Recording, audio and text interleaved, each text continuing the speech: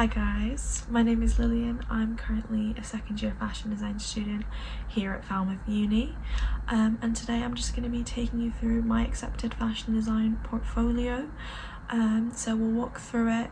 I'll talk about why I selected certain things, as well as the layout and organization of the portfolio itself, and then at the end I'll just give you a couple of tips and maybe mention some things that I would have done differently if I were to do my portfolio now. Okay, so here we have the first slide of my portfolio. My portfolio was entirely digital. I just did it on Google Slides because it was something I knew how to use. It was accessible to me. I've just got my little title, digital portfolio, and the course, and then my name. And then I've popped in the background a couple of images of a collage that I'd done. I would say if I was to do it again, it's better to go for something probably a little bit cleaner. It doesn't need to be too overcomplicated. But yeah, let's get into it. I included a table of contents in my portfolio. I'd say this isn't really necessary, but it was just my way of laying out what was going to be coming up. Here is the first project that I decided to include in my portfolio. It is important to note that most of my work in this portfolio is textiles based, just because I was studying a textile A-level at the time and then decided in uni that I wanted to transition into a fashion design degree. But that's something that's quite common, so if that's the case for you, you're studying textiles now but you want to transition into fashion design, don't stress too much about it. There are so many relevant skills that you've learned in textiles, so just showcase those in your portfolio. I decided to lay out my projects following a research stage, and then a drawing stage, design phase, and then final pieces. So what you see on this slide is just a bit of primary research and mood boarding.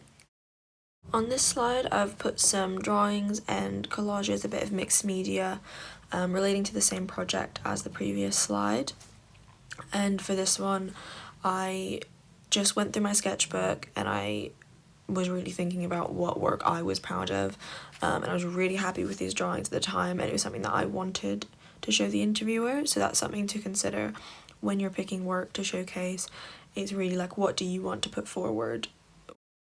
On this slide I've shown some primary research photos that I took, and then a collage that I made with them where I applied them to a model. I really just wanted to show that I was considering how I could apply my research to the body and how I could apply it to garments and not just thinking about textile. This slide is an example of some artist research that I've done, and the next slide is another artist research. I would say it's definitely good to have some artist research in there. It shows your development stage, it shows where you get your ideas from, and that's something that they will want to see. That being said, my slides are a little bit busy with text. If I was to do it now, I'd probably just cut back on that a little bit and just make it a little bit more visual. The next thing that I decided to include was some examples of my textiles work, including fashion visualizations, where I again applied my work to models, and I just wanted to kind of show how my work came together in a laid out format. This slide here just showcases some of my design sketches. And then finally, I've got my final piece for this project. I just put it at the end so that chronologically it would make sense as I went through my project. I also included just one slide on digital design, just to show my interviewer that it was something that I was experimenting with and that I was open to other forms of creating. This marks the start of the second project that I decided to include, again starting off with some drawings, some collages, mixed media, kind of primary design development, and then I moved on to more development, turning it into patterns, and I've showed some textile samples that I developed for my research as well. And then here I've got the final piece for that project. The next thing I decided to include was just a couple of slides on various textile experiments that I've done. I didn't write too much detail on them because I wanted to really talk them through in my interview, but I just included some pictures just to showcase some of my favorite works that I'd done in the past couple years. This is the final slide in my portfolio.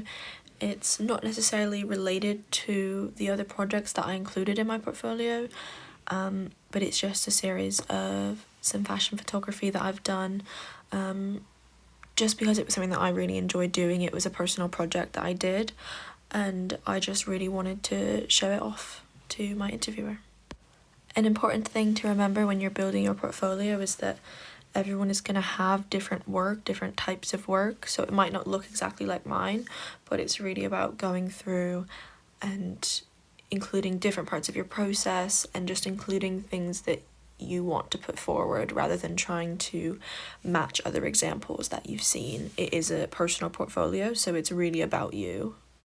Okay, so to finish off, I'm just going to kind of sum up some of the general tips that I've mentioned throughout this video.